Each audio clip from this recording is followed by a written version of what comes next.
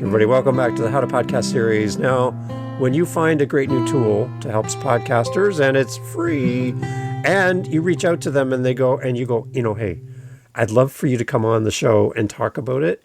And you're like, they're probably not going to answer. They're probably so busy with all the big podcasts and all that stuff. And then you get a message back, sure. And I'm like, wait a minute. Okay, so MowPod is here. You heard me talk about it, and it's exciting because Mike is here, and he's going to talk about everything about MowPod and what it's about, how it's going to help you as a podcaster, as well as all the things we've been sharing with you.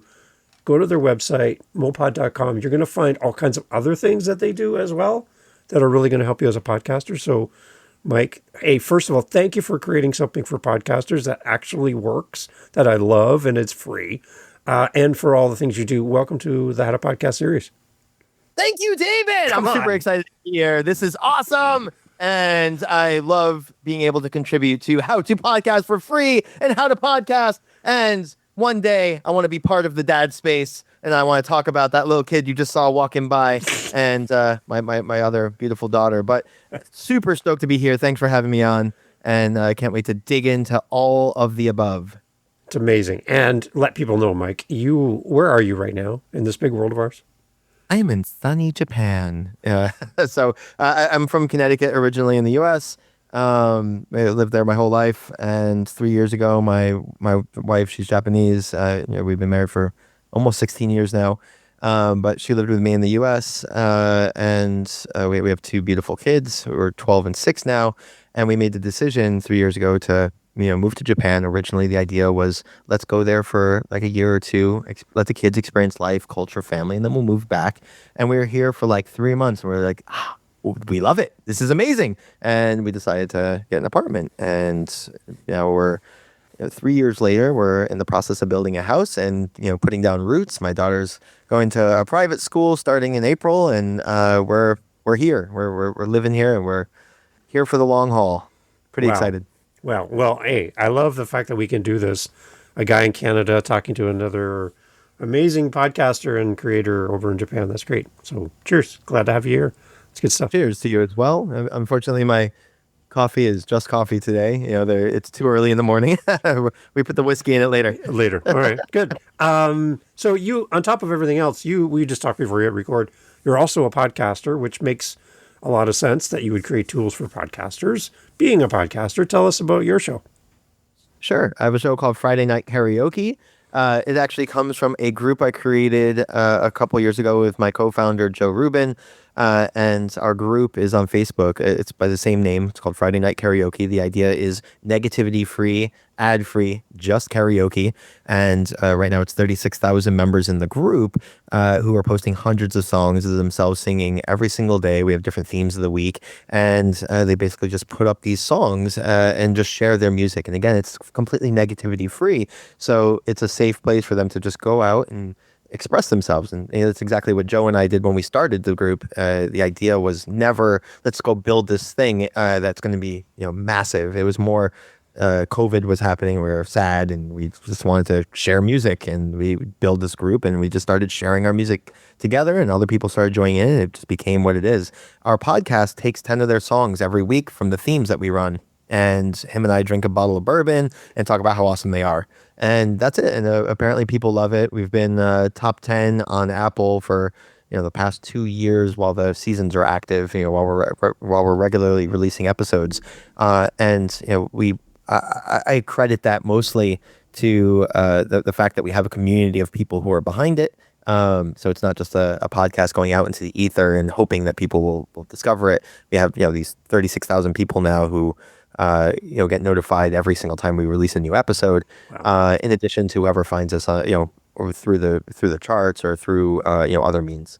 Cool, awesome. So we'll have links to that. Everyone go listen, subscribe, follow, do all that stuff. We want to increase the stats for Mike and his amazing podcast so that we can use MowPod.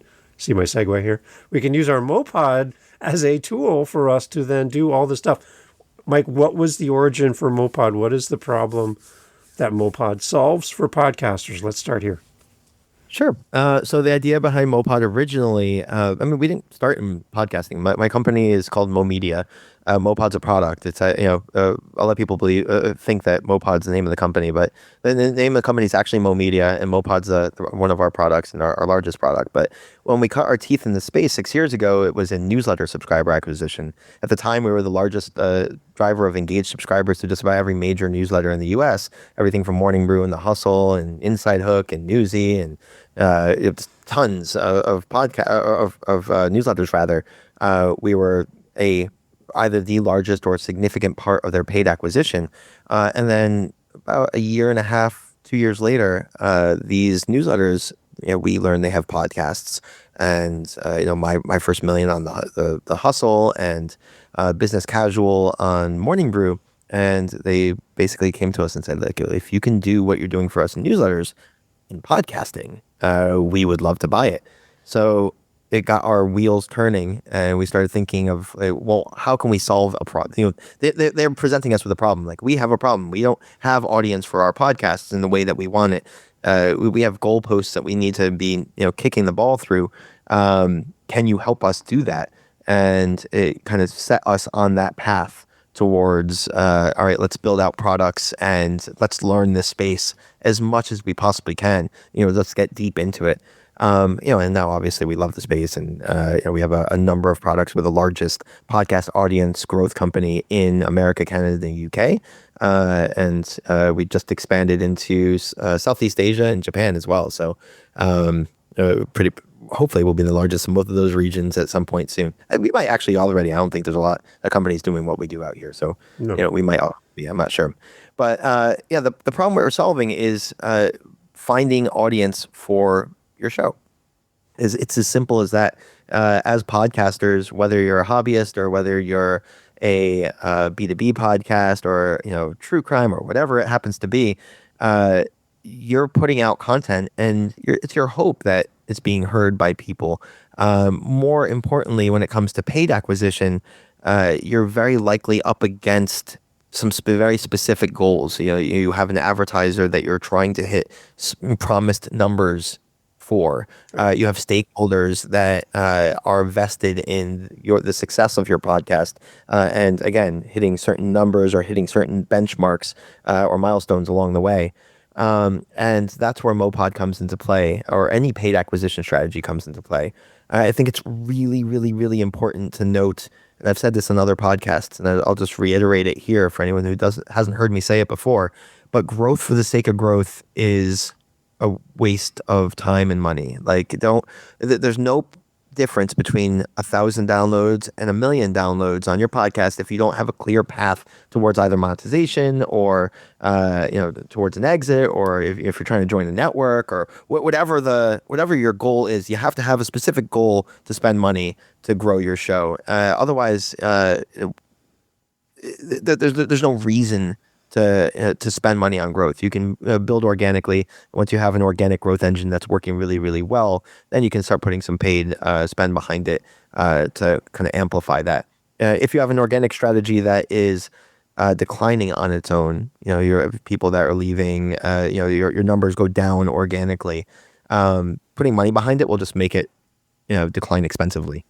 Okay. So MowPod's not designed for a specific type of podcast, for like it would be 1, 2, 3% of podcasts with a team of 40 for every episode, and somebody who goes and gets you your coffee before you record. Not that. It's also for the indies, the people that are for team of everybody. 1, everybody, right? Yeah, we have products for everybody. We have a self-serve that is as low as $100 to boost an episode, where you can go in and you can select which episode you'd like to promote. And you put your RSS feed in. We pull all the information for the show. We build out targeting segments based on the episode description that you're running, along with the show description and the categories, as well as lookalike shows. And we pull all that together to build interest targeting, browsing audience segments, etc. for these for the self-serve. We're ultimately driving someone from a native display ad on hundreds or thousands of sites targeting the specific listener, not the web property, and then driving them back to a landing page that has all your show information, has a MowPod player. We're listed in OPOG, and we're listed in most of the major hosting platforms as MowPod. So you'll actually see us come through in most hosting platforms in your stats with self-serve as MowPod as a separate line item. So you know that the campaign is from us and kind of what that looks like. And then we have products for enterprise as well. We have an enterprise boost product. We have a survey product that works amazingly well and drives into Apple and Spotify or even Amazon Music if you wanted it to. We have our Apple sub product, which drives followership and engagement inside of Apple. So yeah, just a suite of products to fit whatever the goals for those individual podcasts are. Okay. And then we have a free tool for analytics. The free one. Now I want to talk about that because we talked before we hit record that in podcasting there's certain voices that are not big fans of free, in that they say that free is not a good business model. What are you going to do? Just not pay for the free service that you're using? Like if you don't like it, or free doesn't have great customer service. There's all this on and on and on and on. I got annoyed and I went and got podcastforfree.com and I put your stuff on there because I want free tools for podcasters. So you guys are featured on there because I want people to connect with you. So I go against it, but there's one little seed of why I think people might feel that they get nervous around the word free, in that there's nothing to sustain the company to keep it going. So if we fall in love with a free service and then 6 months later it just kind of fades away because nobody's making any money and it's costing you money and you've got a team and you got to do all this work, nobody's making any cash. We want you to survive. We want you to do well. We want MowPod and MowMedia just go crazy and take over the world. So can you help us? Because I know I saw the promotion for MowPod forever free, and everybody's kind of like a little bit like, really? I'll put that to rest. Explain, please help me with this. Yeah, absolutely. So, what you're speaking of is our Chartable replacement. So, for anyone that doesn't know who's listening, Chartable is a service that indexed the Apple charts and Spotify as well, but they indexed the Apple charts historic information. So, like, right now, if you go into Apple on your device and you look at the charts in Apple Podcasts, you can see today's information, or like the recent, just the one day, what's happening right now. But there's no historic data available, so you can't go see what was this show doing a week ago, or a month ago, or last year, or whatever. So you can't see trends, or you can't really come up with any.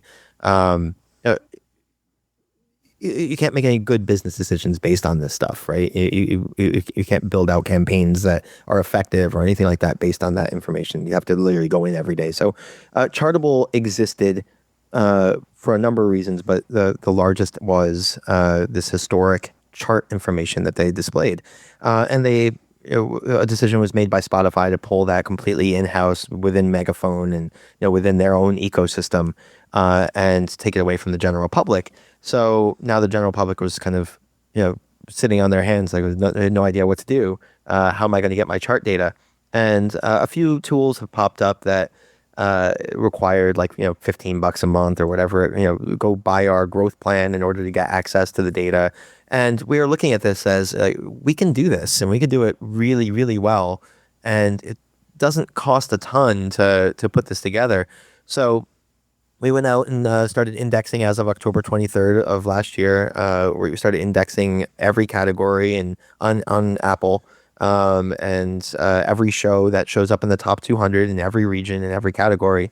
And so we have data going back to October 23rd of last year, and we're forever free displaying that in charts.mowpod.com, where you can go and look up your show. You can look up your competitor shows, or shows that you like, or shows that you aspire to be like.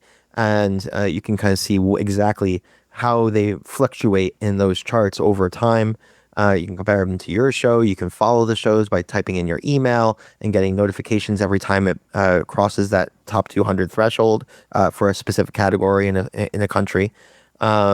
And just a ton of other really interesting features on the page to show you what's happening with the show within Apple. And that's the first iteration of this. The reason why we're able to offer it forever for free, and you make a good point, free is very often not free. It's usually like a lead into something else.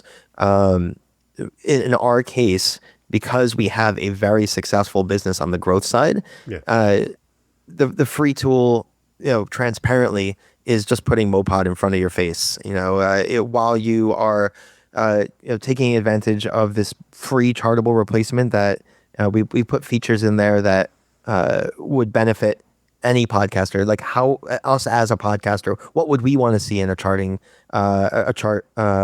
tracking tool? And we put those features in there. So like the wish list from us using Chartable all this time, we kind of put those wish list items into our own tool. And we just want this to be the most valuable free tool in the space, or free resource in the space for tracking your Apple progress. Ultimately, in a future iteration, we'll have Spotify in there and a bunch of other data as well. But we don't plan on charging, and we won't charge for this tool ever. It's just a lead in.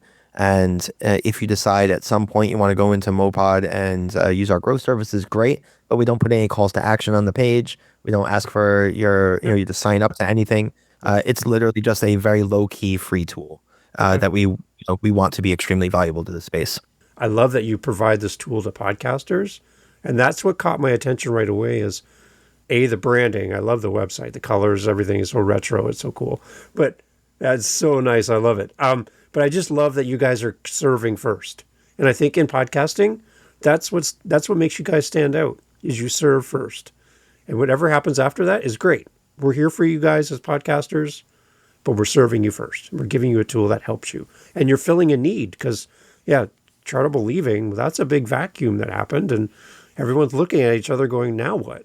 So nice timing to kind of come in there and just provide exactly what we need. So, I'm excited for this. This is really great. Well, thank you very much. Tell me about your team. Tell me about your team a little bit, because I've seen some messages back and forth and people helping me to get in touch with you. Talk about your team a little bit. Sure. So we have 21 employees. Like I mentioned, we've been around for about 6 years now. We've been remote before remote was cool. So, obviously COVID brought a whole bunch of remote, all these companies were offering remote as a thing, but we were doing before COVID, before anyone was talking about remote as a model. So our team is all over the world. We have people on both coasts of the U.S. We have someone in Canada. We have two people in Ukraine. We have someone in Spain. We have it's all over the place.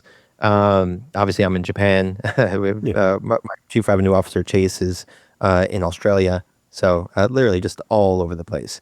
The team is each person is amazing at their job. Like our creative director is the single best creative director I've ever worked with in my entire life. He's just he created all the branding that you see from MowPod.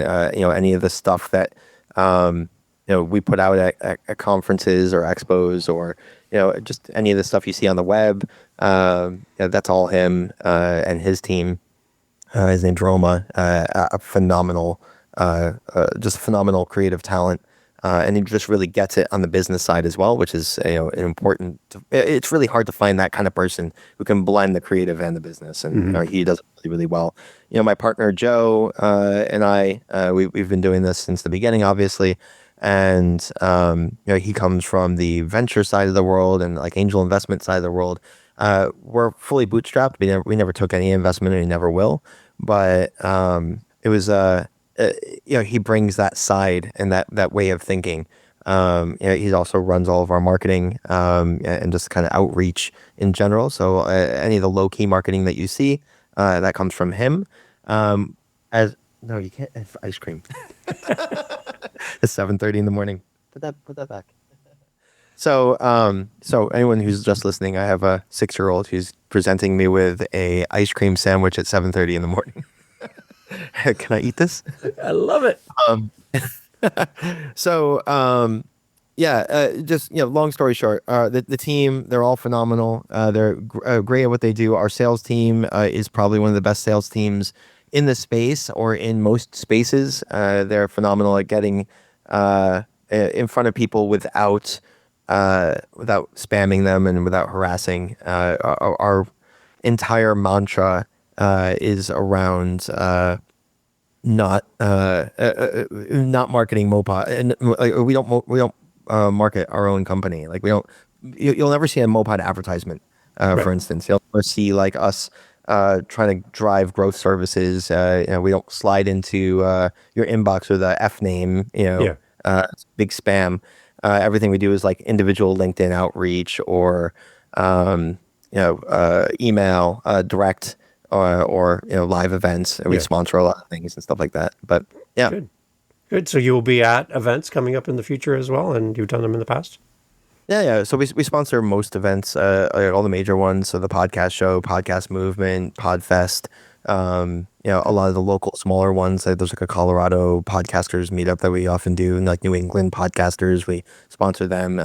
So we try to be very involved in the people side of the space. Cool. Yeah, one of the ones that here in Canada we have just started up last year, back again this year, called Pod Summit.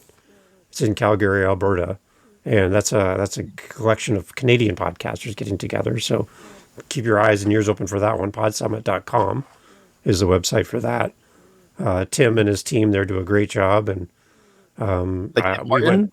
Was that Tim Horton? That Tim? one? Not That's Tim him? Horton. No, not Tim. Yeah, Tim is a podcaster as well, and he does this on the side. And Awesome. it's a great little community that he's built at Pod Summit. So I'm sure he would love to talk to you. And Please, if you don't mind making the intro, that'd be great. I would love to do that. I would love to do that. So what do you see down the road?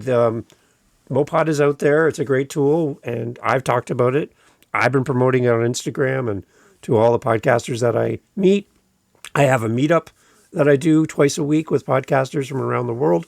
And so we'll be talking about you guys in our meetup and all of that. So, we're all in. So what are you excited about in the future for MowPod? I did read James Cridland's news release that he put out on Pod News, which is great. That's how I connected and found you guys. What are you excited about? Like now that the tool's out there, it's being used and being talked about, can you kind of give us some insight on where you think you're going next? So I think podcasting is really moving in I guess interesting direction is the easiest way to describe it. I wouldn't say it's a good direction. I'd just say it's an interesting direction. It's not a bad direction. It's not a good direction. It's just interesting. There's a lot happening right now. Obviously with Spotify kind of pulling everything in-house, and now we have like Apple is like its own ecosystem, Spotify is its own ecosystem, YouTube is its own ecosystem, and they're kind of claiming that YouTube is podcasting now too, even though I argue maybe I don't think it is. Maybe I'm old school, but I believe a video is a freaking video, Right. And podcasting's audio. And that's the way it is. Like you have a video cast, that's not your podcast. That's a video cast that accompanies your podcast. But your podcast is your podcast. It's your audio fucking RSS feed. Excuse my language. That's what it is. Get up on that soapbox. Come on. Sorry, I feel very strongly about this. I think it's ridiculous to call the whole thing podcasting because it's not. Your video cast is very different. In fact, most videos aren't the same as the audio. So how can you call that your podcast? It's your video version. It's your video podcast, or video cast, or whatever you want to call it. But anyway, the space is going a really interesting direction. I'm excited to see how we solve some of the new problems that are going to come with the changes that are coming into play here. And for MowPod specifically, we aim to try to stay ahead of that curve. So like with the charting tool, and kind of showcasing your chart history, the chartable replacement here with charts.mowpod, that's one such thing, just trying to stay ahead of that curve. Chartable's shutting down, presenting the space with something that they can use, so they don't lose that momentum, and don't lose that information. On the growth side, it's obviously addressing where the space moves. It's been primarily based on a download. Everything in podcasting has been based on a download. There's been a push to move towards streams and consumption. And I actually think it's a fantastic move if you're able to do it in a way that makes sense and across the entire space. The problem is stream reporting is in individual platforms right now. It's not unlike an RSS where it's you're making a call to an RSS and it doesn't matter where you are. You're relying on all these disparate systems to report back to you good information in real time, hopefully to a single platform one day. And you're just not getting that. You have to go into Apple to get your, listen time. You have to go into Spotify to get your listen time and all that kind of stuff. Yeah. You can't get it all in post yet.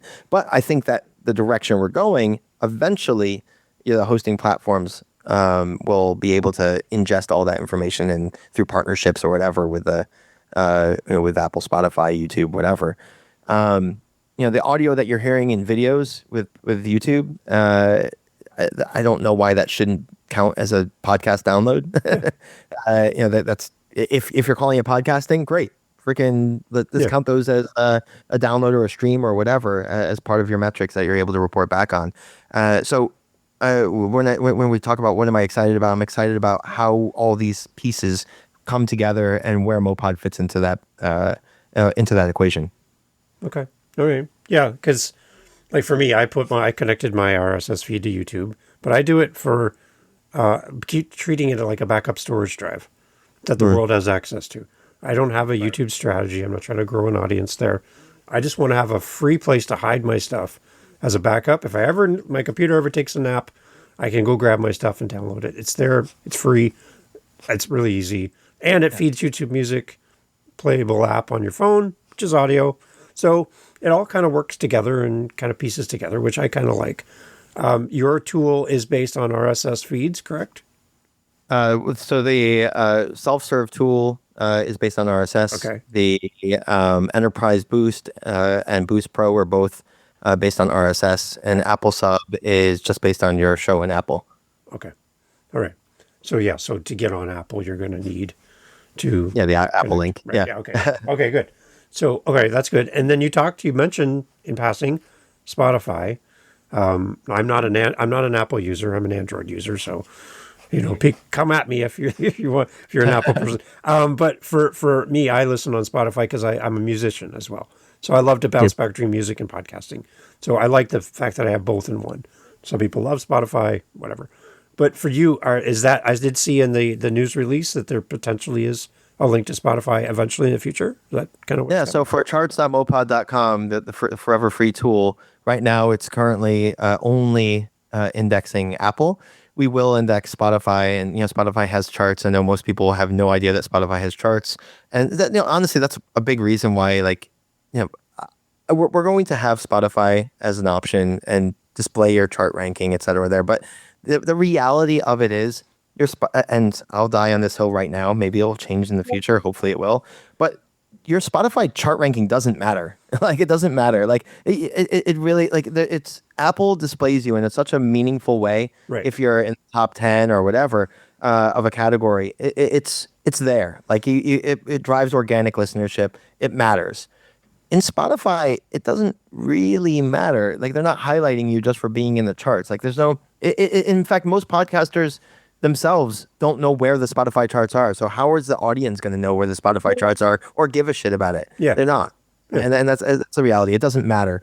But everyone likes to see the number and whatever. So we'll display it. The charts do exist. There's an API for it. So we will ingest that. We will put that data in there. So you will see that coming up in the next couple months.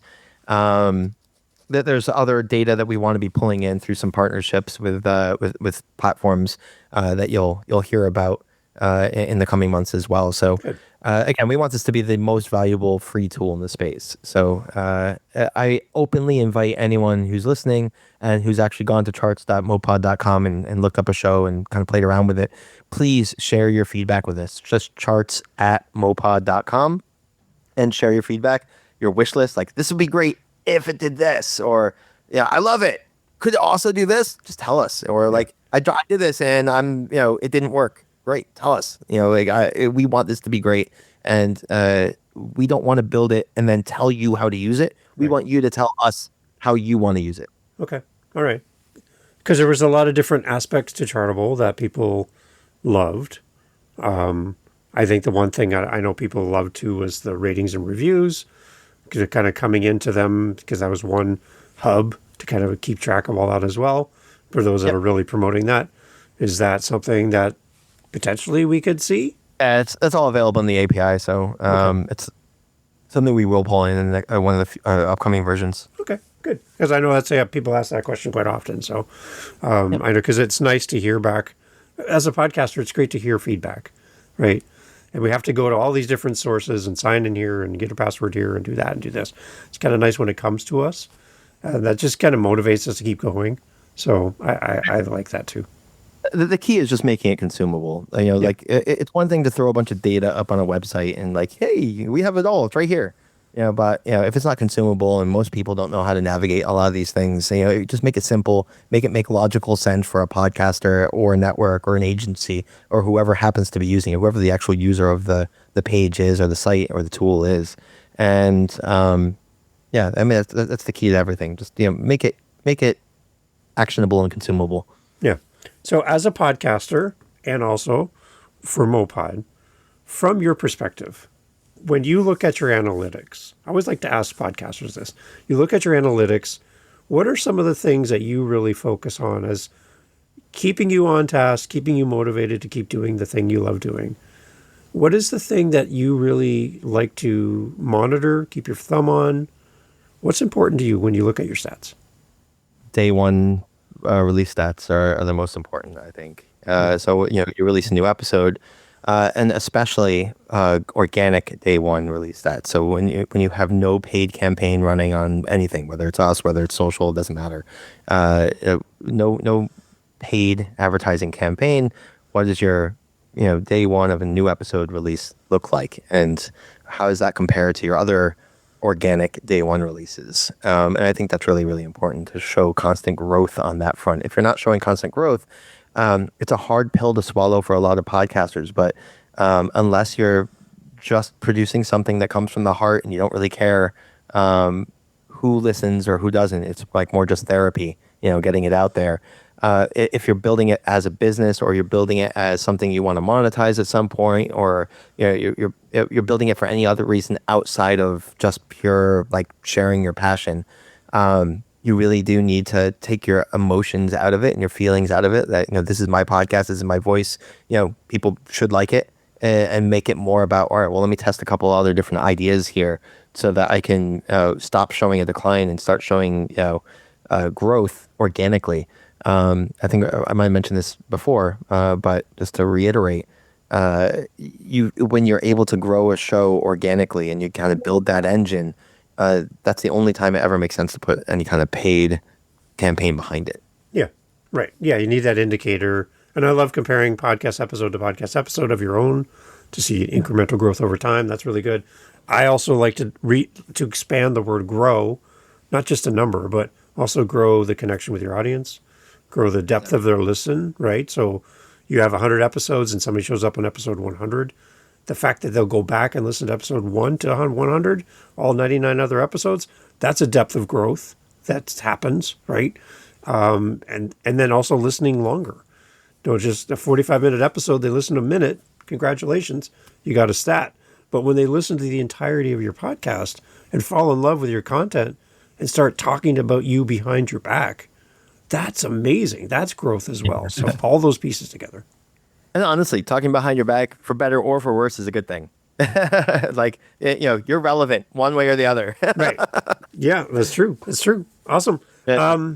What else are we missing from the conversation, Mike? In podcasting, I don't think there's a lot. I think we covered a lot of those bases. I think that something that's not necessarily overlooked, but it's something that I think a lot of people get stuck up on is guesting on podcasts. Don't be afraid to guest on a podcast. Like don't get in your head about like appearing everywhere. Like just join as many podcasts as you can. Everyone's looking for guests. Like don't be picky. Just join, have good conversations, be yourself. And it's even if it doesn't directly relate, drive back business or drive back to your personal brand or whatever, you don't need a good reason. You just need to have conversations. I built this entire business, and or my team built this entire business based on conversations. That's everything. The entire model is talk to as many people as possible and have constant conversations about the space, about what works, what doesn't work, and then connecting dots when it makes sense. So don't. I think at the end of the day, that's just guest on as many podcasts as you can. If you have your own podcast, don't be so picky about who you bring on. Like unless you're, Joe Rogan, you don't need to be that picky. And just, have conversations. And very likely you don't know what works or what doesn't yourself. So, go experiment a bunch, talk to bunch of different people, and just have fun with it. Dive deep into analytics. If you don't understand when somebody does something, the result of those things, or when you run a campaign or when you post something on social, what happens with your video cast or your podcast or your conversion funnel on your website, whatever. If you're not tracking all that stuff and you don't truly understand it all, I think that's an issue. So I think everyone, if you're taking podcasting as a business and taking it seriously, understand the analytics, understand the lingo, and just kind of educate yourself, and it's only going to help you in the long run. All right, I love it. Tell us again, Mike, where do we go? What do we do? How do we get into the world of all things MowPod and work with your team? It's www.mowpod.com. That's MowPod.com. And you can go check out our free charting charts.mowpod.com. That's charts.mowpod.com. I love it. I like your little clip on the website too, how to pronounce MowPod. That was great. With the Morgan Freeman sounded like guy. That wasn't AI. That was an actual voice actor who sounds like Morgan Freeman. What? Yeah, that was great. It's so cool. Joe found him, and the guy sounds so much like Morgan Freeman. We're like, we need you to do this. And so for anyone that doesn't know, just go to mowpod.com and scroll down. You'll see a video clip, and then we explain how to say MowPod. Because people would say they would actually say MowPod. They call us MowPod all the time. Or one jerk kept calling us MeowPod. To the point where our creative director actually started making cats with headphones, and it said MeowPod. It was great. We just kind of leaned into it. I love it. Yeah, go listen to that. It's amazing. Mike, okay, karaoke question.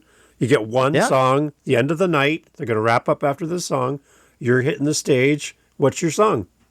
Well, Alibaba had them 40 thieves. Sherazade had 1,000 tales. Well, Master, you're in luck, 'cause up your sleeve you got a brand of magic never fails. You got some power in your corner now, some heavy ammunition in your camp. You got some punch besides, yeah, who and how. All you gotta do is rub that lamp, and I'll say, Mr. Aladdin, sir, what will your pleasure be? Let me take your order, jot it down. You had a friend like me. There you go, everyone. So... I love it. Now that's how you end a podcast. I love that, Mike. That was amazing. Go listen to the podcast, everybody. Go join out in the Facebook group as well. Participate. Go get your karaoke on. And Mike, again, thank you so much for doing this. Thank you for MowPod. I'm following with great anticipation on what's coming next. I'm a big fan. Okay, I'm super nerdy here. I love this. And thank you for what you do for podcasters. It's great. No, thank you. And for everyone, you already know this, but the How to Podcast series, go check that out. Oh, come on. Go check out Dad Space, for dads, by dads, and check out everything else this brilliant man, David Campbell, has to offer. And thank you. Live from Japan. Mike, thank you so much. Great. Appreciate it. Anytime. Hey, thanks for listening to the podcast all the way through to the end. I love having these great guest co-hosts on the show to share their podcast with you. You have some homework to do. What I'm asking of you is to go check out our featured guest co-host today. Go over and listen to their podcast. The links are always in the show notes. And I'd love for you to go and give them your love and support. And I think if we can all do that for each other, podcasting will be a lot more fun for all of us. So it's time to do what you've asked others to do for you. It's time to do for this guest co-host. Links in the show notes. Go over and check out their show and leave them a review. Do the follow. Go listen to their episodes in full, the entirety of an episode, which again shows to the apps that it's a good podcast because you're going there and you're staying to the end. It's probably one of the best ways you can help a podcaster grow their audience and be shown to more people is by simply going and listening wherever you listen to the very end, like you're doing right now here. This is the perfect way to signal to wherever you're listening on, this is a podcast worth promoting. And all of the apps want you to stay on as long as possible. So go over and listen to our guest co-host episode and leave them some feedback. If they have a buy me a coffee, send them a coffee. If they have a speak pipe, send them a voice message. If they have an email, send them an email. If they're on Instagram, send them a direct message. Do something to support our guest co-hosts. They've given up their time to be here with you, to be here with me, and we can give that back to them with time and attention, our love, our support. Thank you for doing all that for me as well. Here on the How to Podcast series, we'll talk to you soon for our next episode.